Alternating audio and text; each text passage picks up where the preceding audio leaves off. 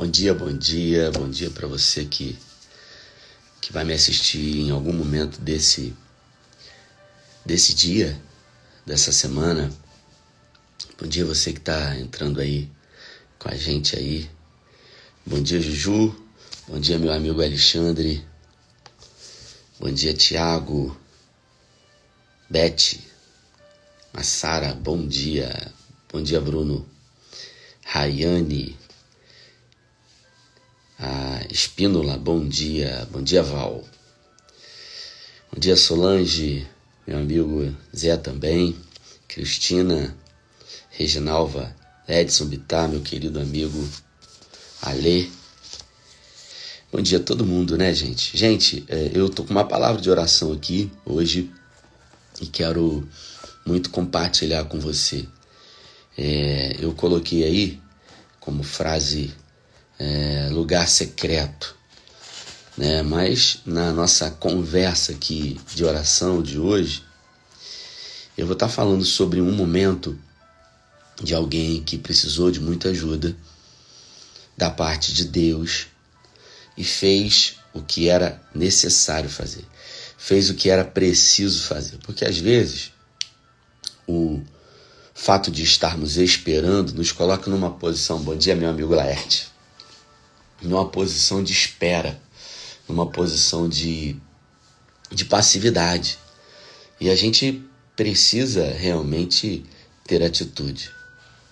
Na vida são as atitudes que nos movem, são elas que nos conduzem e nos tiram do lugar onde nós estamos. E bom dia, meu amigo Edu, bom dia, Cacá, bom dia. E às vezes a gente espera o melhor momento para as coisas nas nossas vidas acontecerem. Às vezes a gente espera, situações favoráveis.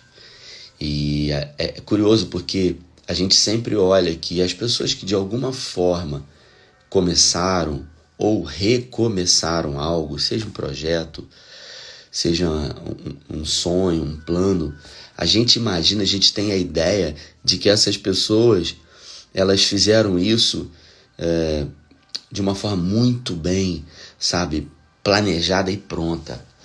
O planejamento ele é fundamental. A organização ela vai definir os passos, mas a verdade é que a gente precisa começar do jeito que a gente está, e Deus sempre vai usar aquilo que a gente já tem. A gente imagina que Deus vai usar algumas coisas, vai levantar algumas pessoas para nos dar coisas, mas na verdade esse é um ledo engano. Todas as vezes que Deus quis usar alguém de uma forma incrível na Bíblia, Deus já usou esse alguém com aquilo que ele já tinha na mão. Por exemplo, Moisés, que se tornou era pastor de ovelhas e que se tornou o maior líder do Antigo Testamento. E quando Deus teve um encontro com ele, lá no deserto de Midian, Deus falou do projeto para ele e Moisés não acreditou. Meu Deus, mas como é que vai ser e tal? O Senhor vai me dar o que para isso acontecer? E Deus perguntou para ele, Moisés, o que está na tua mão aí? Ele estava com um pedaço de pau, que ajudava ele a se escorar e pastorear as ovelhas. O nome daquilo era cajado. E Deus falou, o que é isso na sua mão? Meu cajado, joga no chão. Jogou, transformou numa serpente. Pega pela cauda, ele pegou, voltou a ser cajado. Então a gente acha que Deus deu algo a mais que ele não tinha. Foi o cajado.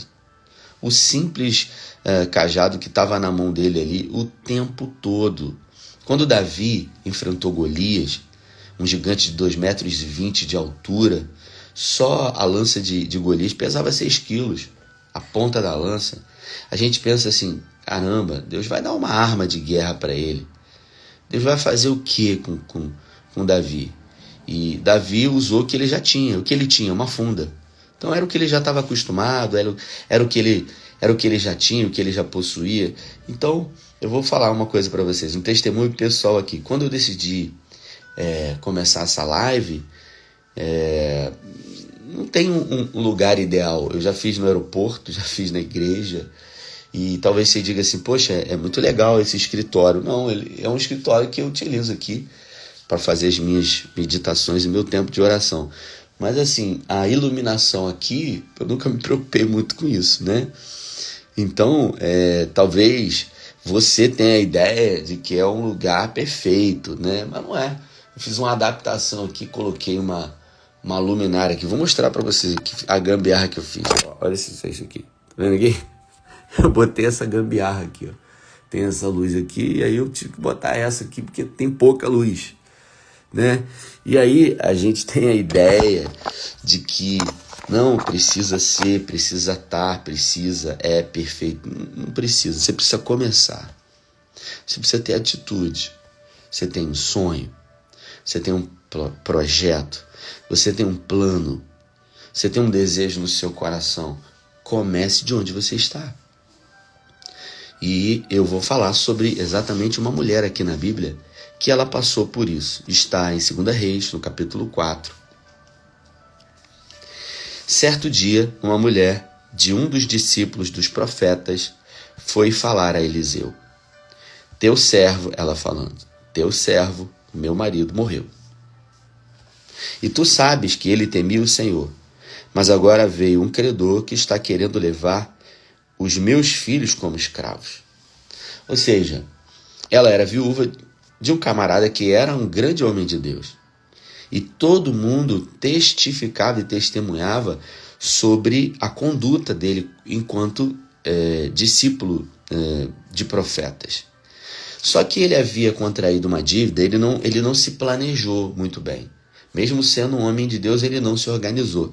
Essa família era uma família de Deus, de homens e mulheres de Deus, de pessoas que trabalhavam no templo, que faziam coisas para o Senhor, e veio uma situação inesperada. Uma enfermidade bateu a porta e ele morreu. Coisas ruins acontecem com pessoas que servem a Deus. Nós não temos o controle sobre tudo. Esse aqui é o exemplo disso. Ela não esperava, servia a Deus junto com o marido, tinham uma boa reputação, tinham realmente um caráter em Deus, mas coisas ruins aconteceram. E é assim na minha vida e na sua vida. Nós não temos controle sobre tudo. Mesmo sendo homens e mulheres de Deus, às vezes a nossa porta ela é alcançada com situações, ou também a gente recebe às vezes envelopes como esse aqui, inesperado, que nesses envelopes vão dizer coisas que nós não gostaríamos de ouvir ou de receber.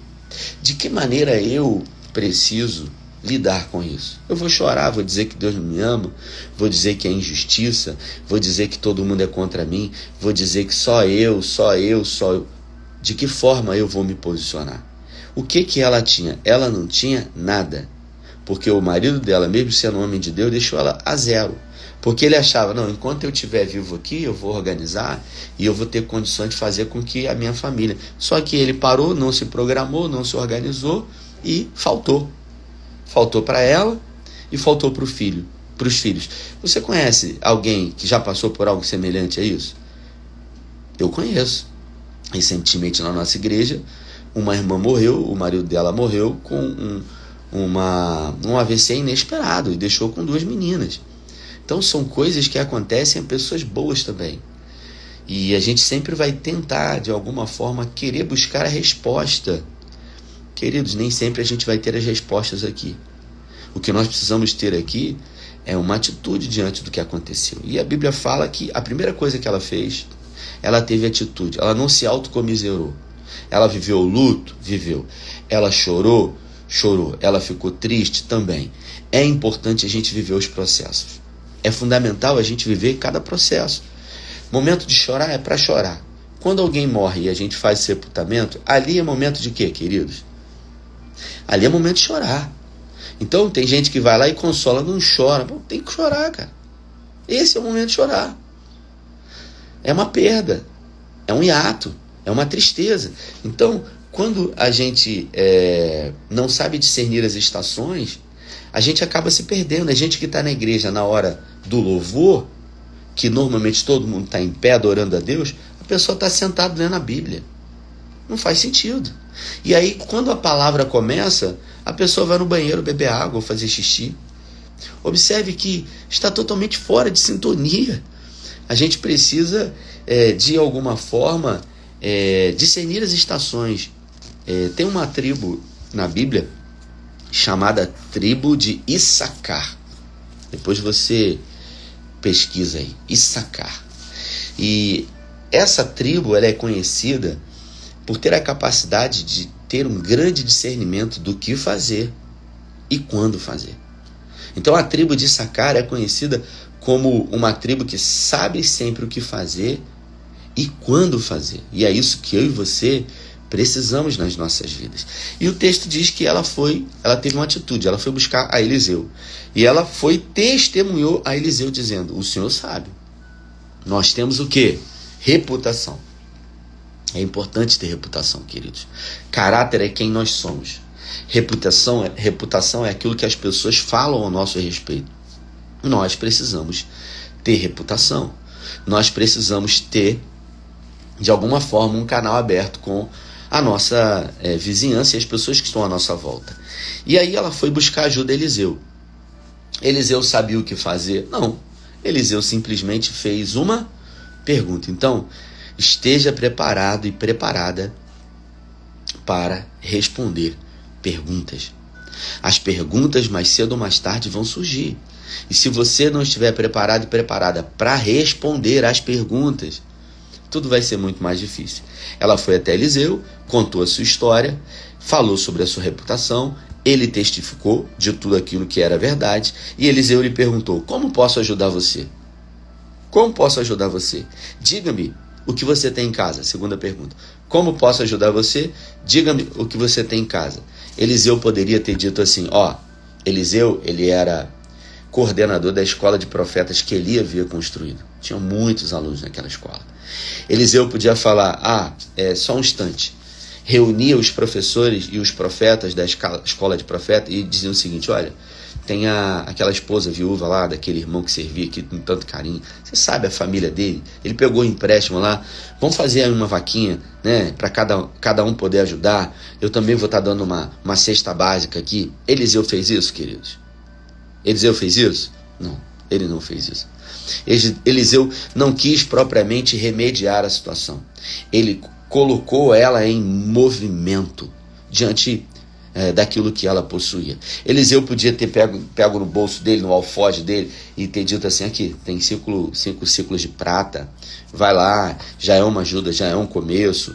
Eliseu fez isso, queridos? Eliseu não fez isso. O que Eliseu fez? Eliseu perguntou o que ela tinha em casa. Então, você pode não ter nada, e você vai recomeçar. Olhe à sua volta e identifique o que você tem em casa. Porque é exatamente com o que você tem em casa que Deus vai usar para abençoar a sua vida. E aí ele perguntou: o que você tem em casa? A ajuda veio do que ela já tinha. Essa Bíblia aqui, minha antiga, já está escrita aqui, que eu tenho mania de riscar as Bíblias todas. Está tudo riscado. A ajuda veio com o que ela já tinha. Ela respondeu: tua serva não tem nada. E aí tem uma vírgula. Tua serva não tem nada, vírgula, além de uma botija pequena de azeite. Então, aquilo que é nada para você, aquilo que é insignificante para você, aquilo que é pequeno para você, é mais do que o suficiente colocado nas mãos de Deus para você começar. E o propósito de Deus acontecer na sua vida. O que é nada aos nossos olhos é tudo diante de Deus. Porque não se trata do que nós temos. Se trata de colocarmos à disposição do Senhor. Ela tinha uma botijazinha com um pouquinho de azeite. Ela falou isso para Eliseu.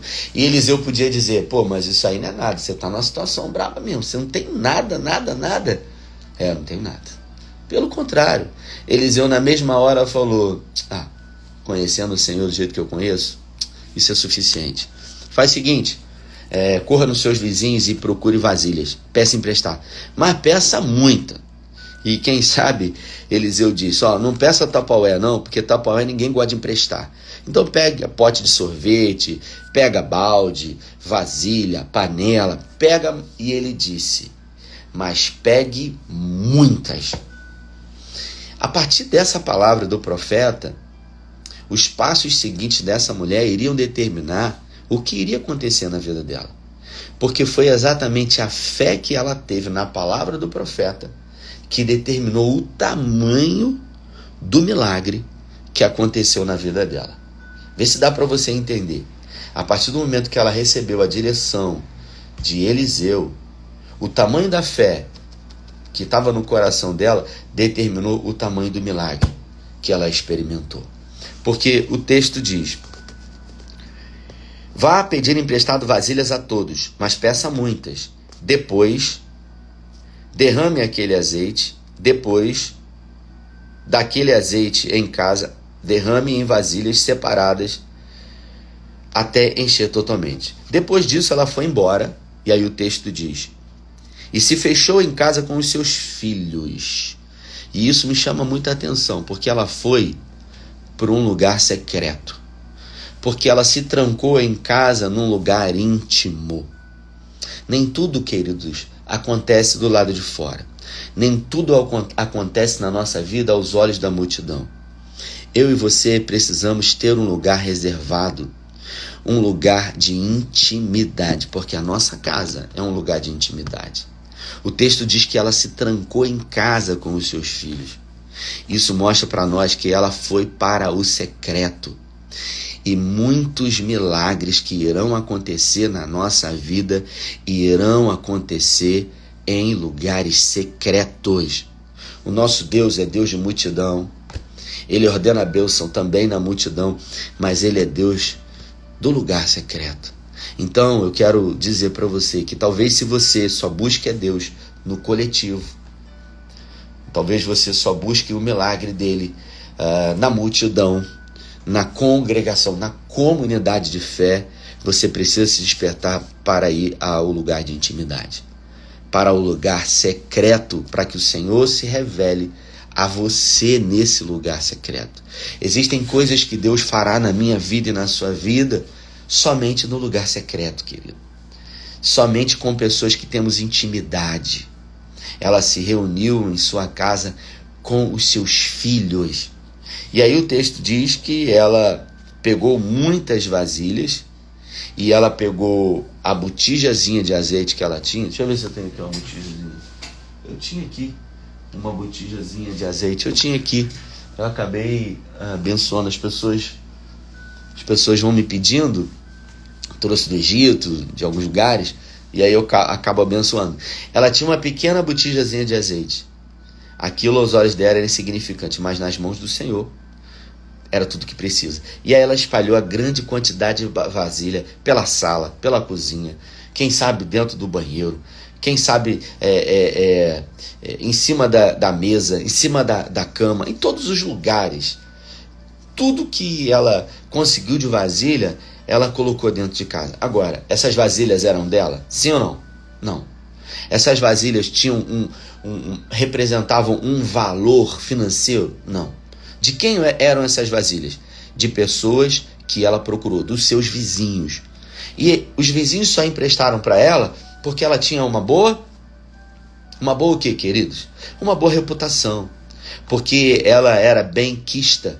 Agora, se era uma pessoa que não se relaciona com ninguém, se é uma pessoa que de alguma forma não tem uma boa reputação, reputação é aquilo que as pessoas dizem ao nosso respeito. Caráter é quem nós somos, o conjunto de habilidades adquiridos ou desenvolvidos com o tempo que define quem nós somos. Reputação é o que as pessoas dizem ao nosso respeito. O que as pessoas dizem ao seu respeito? Eu não estou falando seus inimigos. Os inimigos vão amarrar o seu nome na boca do sapo. E o que vai acontecer, pastor? O sapo vai morrer engasgado, mas você vai continuar vivo, porque é impossível amaldiçoar a quem Deus abençoa. Não é verdade? Então, eu pergunto para você, o que as pessoas pensam ao seu respeito? Qual é a sua reputação? Se você hoje tiver que sair de porta em porta, em 100 casas, na sua vizinhança, você vai conseguir vasilhas emprestadas? Você tem pessoas que de alguma forma você pode bater na porta e essas pessoas vão emprestar para você algo que não tem muito valor. Eu não estou falando de pedir dinheiro não, queridos. Ela pediu algo insignificante, algo que estava embaixo lá da pia, algo que estava na gaveta, que não tinha tanto significado, que não tinha tanto valor. Ela pediu, ó, você tem uns potezinhos vazios aí de quali para me emprestar? Você tem uns potezinhos de sorvete, que Tupperware talvez ninguém empreste. Ninguém quer emprestar Tupperware, mas uns potes de sorvete, todo mundo empresta. Não é verdade? Foi isso que ela fez. Ela teve coragem. Ela obedeceu. Ela obedeceu ao profeta. Ela entrou em casa. Eu anotei aqui, ó. Ela teve atitude. Ela se organizou, ela se programou. Você acha que eu venho para essa live aqui todo dia? É claro que tem dia que eu estou no meu momento, como ontem aqui. Simplesmente eu abri a palavra e Deus falou comigo. Mas isso não pode ser regra. Não pode ser regra. Todos os dias eu acordo muito cedo, venho para esse lugar, tenho meu momento com o Senhor, oro, e aí depois eu pego o meu caderno aqui e eu planejo aqui, ó. Eu me organizo. Depois de estudar, eu anoto algumas coisas importantes. Eu me programo. E aí eu escrevi aqui, ó. Ela teve atitude. Ela tinha boa reputação. Ela obedeceu à direção. Ela entrou no secreto. Então, observe passo a passo o que ela fez. E assim tem que ser na sua vida. Diante de sonhos que você tem, diante de planos que você faz, diante de projetos que você quer realizar, você só está esperando o dinheiro acontecer. O pessoal que chegou agora aí, eu estava falando aqui que quando eu comecei essas lives, eu não tenho um lugar perfeito, um lugar ideal. Não tenho. Eu estou aqui no meu escritório, que é um lugar escuro, eu uso um filtro. Por quê? Porque se eu tirar desse filtro, vai ficar muito mais escuro para você.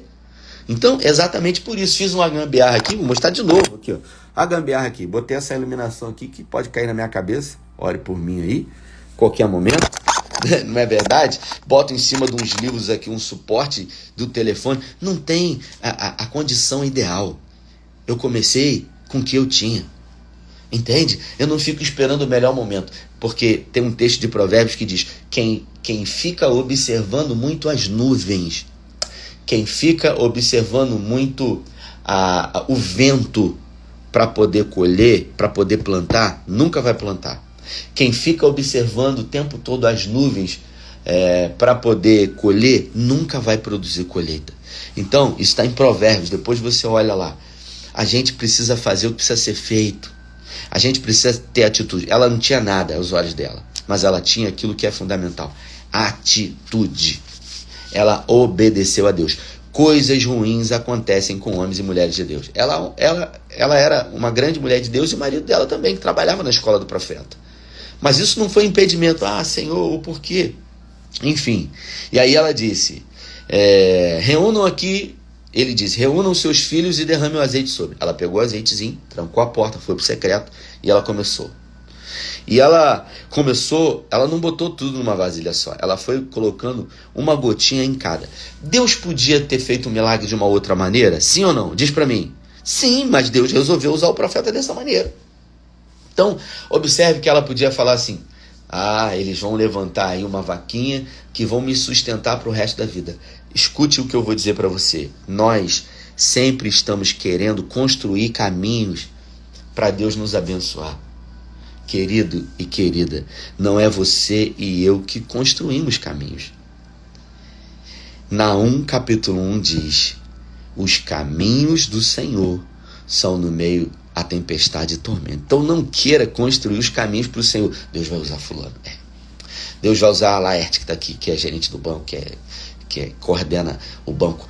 Deus vai usar... Não queira, achar ou imaginar as pessoas bem-sucedidas que Deus vai usar. Deus usa o quê? Quem sabe? Coloca aqui, escreve aqui na legenda o que Deus usa, que eu sempre falo nas pregações, nas lives. Coloca aqui, Deus usa o quê? Coloca aqui que eu quero ler. Quem vai ser a primeira pessoa a colocar? Deus usa pessoas. Deus usa pessoas. E Deus usou Eliseu. Eliseu tinha dinheiro? Até podia ter, mas não deu. Eliseu tinha influência? Até tinha, mas não usou de influência sobre a vida dela. O que Eliseu fez por ela? Eliseu declarou uma palavra. Peraí que o pessoal aqui do e-mail está me mandando mensagem. Declarou uma palavra sobre a vida dela. E é sobre a palavra que você precisa se mover. E aí ele disse, encha tudo de azeite. Ele começou a encher, ele começou a encher, ele começou a encher, ele começou a encher, ele começou a encher. E o azeite não parava de ser derramado naquela botijazinha. O azeite não parava. E de repente ela gritou para os filhos, traga mais vasilha, tá enchendo aqui, vai derramar, pelo amor de Deus. E os filhos gritaram, mãe, não tem mais vasilhas. E ela falou, acabaram todas as vasilhas. Acabaram todas as vasilhas. E quando o texto diz que quando a vasilha acabou, o azeite parou de derramar. Ou seja, o tamanho do milagre que ela experimentou foi proporcional ao tamanho da fé de pegar a vasilha emprestada. Qual é o tamanho do seu milagre? Qual é o tamanho agora da sua fé? Porque o seu milagre será do tamanho da sua fé. Sonhar grande e sonhar pequeno representa o mesmo investimento a nível de alguma forma, sonho. Então, qual é a diferença? A diferença é a fé que você tem, que vai determinar se um grande milagre ou se um pequeno milagre vai acontecer na sua vida. Se você se conforma com pouco, ótimo. E você está feliz? Maravilha. Você está feliz com a vida que você tem? Glória a Deus por isso, queridos. Agora, se você não está satisfeito e você quer mais e de alguma forma você é grato pelo que você tem, porque tem que ter gratidão, lute. Mas eu já tentei e deu errado.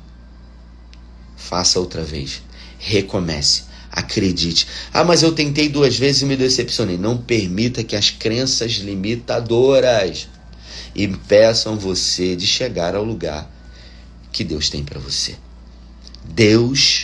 A frase de hoje é: Deus tem o melhor para mim. Escreve aqui. Deus tem o melhor para mim. Sabe de onde saiu essa frase? De uma canção do Fernandinho. Deus tem o melhor para mim. Deus tem o melhor para mim. E o que perdido foi não se compara. O que há de vir... Eu não sei cantar, né, queridos? Por favor. Então, Deus tem o melhor para mim. E Deus tinha o melhor para aquela mulher. E observe que ela foi até Eliseu, porque ela tinha uma dívida. Ela estava com um grande problema. Ela foi buscar uma porção. Ela buscou, talvez se Eliseu falasse, quanto é essa dívida? E ela ia dizer, é uma dívida de 15 mil reais. É uma dívida de R$1.000, é uma dívida de R$300. Se Eliseu fizesse um cheque na hora e desse para ela, resolveria a dívida dela? Sim ou não? Mas Deus usa pessoas para fazer sempre além daquilo que a gente pode imaginar. Deus usa pessoas sempre além, queridos. É sempre mais. E o que aconteceu? Ela encheu todas as vasilhas e depois que as vasilhas secaram, esgotaram, ela foi até o profeta. Você sabe o que demonstra isso? Gratidão. Ela agora não quis resolver as coisas do jeito dela, porque ela viu que deu muito certo ela obedecer os passos. Ela teve uma direção, ela ouviu uma voz e isso deu certo. Ela falou, eu não vou fazer as coisas do meu jeito, porque o meu marido, quando pegou empréstimo, não perguntou a ninguém e se deu mal, e agora eu vou fazer o certo. E aí ela voltou e ela falou, olha, deu muito certo, um grande milagre, encheram todas as vasilhas, o que eu faço? Aí ele dá a direção. Vá, venda todo o azeite, pague toda a sua vida, a sua dívida e viva o resto da sua vida com o que sobrou. Isso é poderoso demais, queridos. Deus não deu a conta, Deus deu além. Vende tudo que você multiplicou, paga a dívida e sobreviva ainda com os seus filhos o restante. É isso que Deus vai fazer na sua vida. E eu creio pelo poder que há no nome de Jesus. Sabe por quê, queridos, que eu tenho convicção? Porque o nosso Deus, ele continua fazendo. Quantos aqui conhecem pessoas que testemunharam milagres como esse, não de um azeite, mas de uma outra situação, que não tinham nada e que Deus permitiu que recomeçassem, que reconstruíssem, que avançassem? No nome de Jesus. Então é sobre essa palavra que eu quero orar. Se você crê, coloca aí. Eu creio que viverei esse milagre. Eu creio que será assim na minha vida. Coloca aí. Deus tem o melhor para mim. Pai, é no nome de Jesus. que eu quero orar com irmãos e irmãs que estão aqui diante de uma palavra que foi declarada. Assim como aconteceu na vida dessa viúva, que aconteça na vida desse homem e dessa mulher. Senhor, nessa passagem o Senhor usou Eliseu, mas hoje eu te peço, em nome de Jesus, usa pessoas. E não se trata de pessoas influentes, pessoas bem-sucedidas financeiramente, se trata de pessoas que tenham pouca... Eu estou orando, meu filho. Pessoas que tenham pouca coisa, pessoas que talvez coloquem à disposição para que o Senhor opere um milagre. Que assim seja na vida do meu irmão e da minha irmã. Eu declaro em nome do Pai, em nome do Filho e em nome do Espírito Santo de Deus. Amém. Glória a Deus. Vocês pegaram meu filho aí, normalmente é assim que ele entra. Ele diz, pai, dormi no meu quarto. Isso quer dizer que ele não foi para nossa cama. E todas as vezes que ele dorme no quarto dele com a irmã dele, eu reforço, dizendo, parabéns, meu filho, muito bem, papai está muito orgulhoso de você. Você é um menino lindo, especial, inteligente, amável.